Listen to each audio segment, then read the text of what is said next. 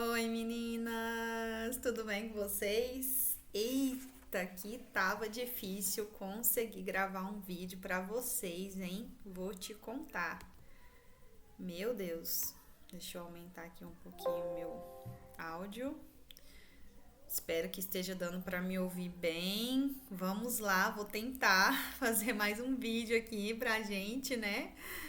Pra nós podermos continuar a nossa jornada. Nós estamos aqui caminhando para o meio do início para algumas e o final do início para outras, né?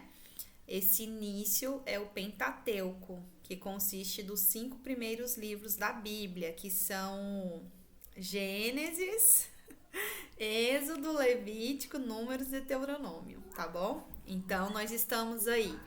Quem tá na leitura progressiva tá em Êxodo, quase finalizando, e quem tá na leitura intensiva acabou de terminar Números e está encontra-se em Deuteronômio.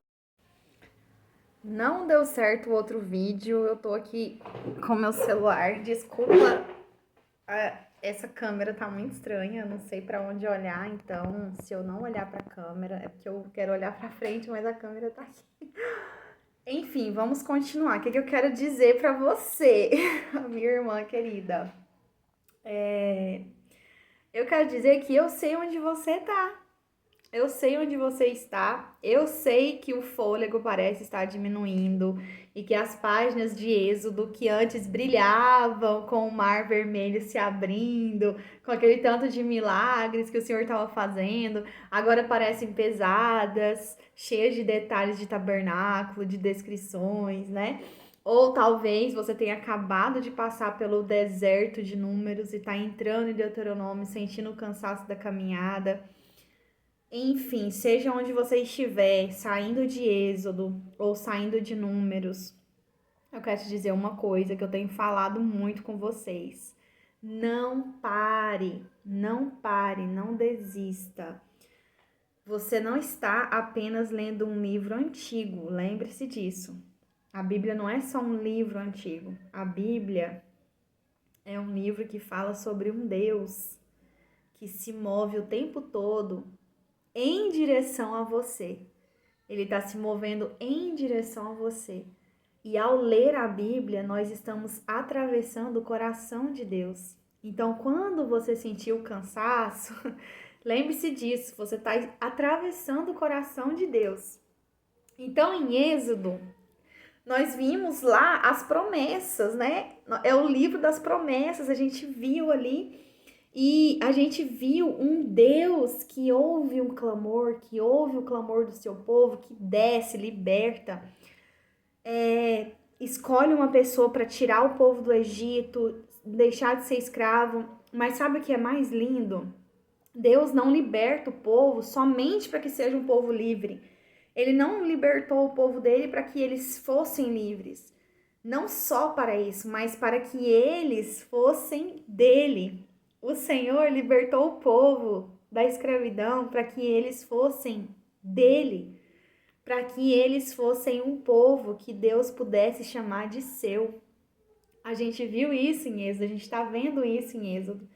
Então, quando você que está terminando o Êxodo chegar lá em Levítico, e eu sei, antes que alguém fale, eu sei que são muitos rituais, ofertas, que a princípio, quando a gente olha assim, parece que não tem nada a ver com a gente, são coisas distantes da nossa realidade, são coisas que a gente não precisa mais praticar. Mas eu convido você a mudar a sua lente.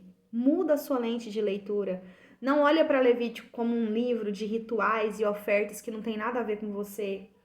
Levítico, ele não é um manual de regras chatas, sabia? Ele é um manual de um Deus que quer habitar no meio do povo dele. Enquanto lá em Êxodo a gente vê as promessas, a libertação e o povo saindo para a terra prometida, em Levítico a gente vê o desejo de Deus em morar com o povo, em habitar no meio do povo dele. Então, cada oferta, cada cordeiro, cada gota de sangue que é mencionada em Levítico era como um sussurro profético, como o próprio Deus dizendo: Eu providenciarei o cordeiro. Eu providenciarei o cordeiro, eu providenciarei o caminho. E hoje, quando nós lemos sobre sacrifício, o que vem na nossa mente, né? O que a gente vê quando a gente está lendo ali Levítico sobre sacrifício? Nós vemos Cristo, não tem como a gente não ver Cristo. Ele é o nosso cordeiro perfeito. E não tem como ainda mais nessa semana, né? Semana da Páscoa, meu Deus. Eu não sei se eu vou conseguir gravar esse vídeo sem chorar, não prometo nada, porque, meu Deus do céu, o Senhor Jesus é o nosso cordeiro perfeito. E aquelas leis de Levítico, elas mostram a seriedade do pecado. Elas mostram como Deus se importa com cada detalhe, com cada pecado, com cada coisa que a gente deveria fazer. E mais do que isso, a gente vê, enquanto se o pecado era levado tão a sério por Deus, a gente vê a profundidade da graça. A gente vê lá em Levítico, a gente vê a profundidade da graça do Senhor. Jesus cumpriu cada detalhe da lei, cada detalhe, para que hoje nós não precisamos fazer um ritual, nós não precisamos ir para um lugar, matar um bicho, jogar o sangue, queimar a pele. Hoje nós temos acesso livre ao Pai, nós temos acesso livre a Deus, nós não precisamos de um intercessor. Enquanto lá em Levítico a gente vê o sacerdote, o sumo sacerdote indo interceder pelo povo, hoje você tem acesso livre a Deus. Hoje nós temos acesso livre ao Senhor, nós não precisamos de um intercessor aqui na terra. E melhor do que isso, nós temos um intercessor no céu, Jesus Cristo, que intercede por nós, do lado de Deus, olhando para nós, enxugando a nossa lágrima, colhendo as nossas lágrimas. Toda lágrima que a gente derrama, ela é colhida por Deus, ela não é em vão. O Senhor colhe as nossas lágrimas no odre dele e um dia ele mesmo enxugará todas as nossas lágrimas. Então, a gente tá vendo tudo isso tá escrito lá. Tá em Levítico, tá em Êxodo, tá em Deuteronômio, tá em Números. E aí, para você, né, que passou por Números ou que teme os censos, né? A gente tava até olhando sobre a questão das versões da Bíblia, qual que seria menos maçante para poder ler aquele tanto de número. Então, se você achou maçante, achou os censos muito desnecessários para a sua vida hoje, olhe novamente. Quero te convidar para dar uma olhadinha de novo. Volta lá. Aqueles números, eles não são apenas estatísticas, eles são a prova da fidelidade de Deus. Por que existe o livro de números? Você já parou para pensar, para se perguntar? Porque você tá lendo e às vezes você pensa assim, gente, para que eu tô lendo isso? Para que existe esse livro? Deus prometeu a Abraão que a sua descendência seria como a das estrelas. Ele manda ele contar as estrelas do céu e ele fala que a sua descendência será como as estrelas do céu. E em Números, ele está contando as estrelas. Então, em Números, a gente está contando as estrelas. Cada nome registrado é a prova de que, mesmo no deserto, gente, lembrando que eles estavam no deserto, eles ainda não tinham chegado na Terra Prometida. E mesmo no deserto, mesmo quando o povo falhava, desacreditava, murmurava, perdia a fé a cada segundo, Deus não perdia um sequer de vista. Deus não perdia a sua promessa de vista. Deus não parava de querer cumprir a promessa dele. Deus não deixava de ser fiel ao que ele havia falado, ao que ele havia prometido. Deus sustenta, Deus provê, né? Ele dá o maná, ele mantém a sua palavra. Se ele contou cada um deles no deserto, o que você acha de você hoje? Se Deus contou cada um daqueles lá no deserto, será que ele esqueceu o seu nome? Será que ele esqueceu o meu nome hoje? Acho que não, hein? Acho que ele continua contando e sabendo o nome de cada um dos seus filhos. E é isso que o livro de Números nos mostra, que ele é fiel à palavra dele, que ele está mostrando o que ele prometeu se cumprindo na vida do povo que ele escolheu para si. E agora, ai, Senhor, tenho tido alguns feedbacks sobre Deuteronômio, estamos apenas no comecinho, mas já está enchendo o nosso coração, né? Em Deuteronômio é o momento de, respirar fundo, esquecer a ideia de que é um livro de repetição, de que é um livro que é só para repetir tudo que eu já li. Deuteronômio é, na verdade, igual eu falei lá no grupo, uma das cartas de amor mais profundas da Bíblia. É uma carta de amor, é uma carta de amor de um pai amoroso para o seu povo amado, escolhido. É um momento em que Deus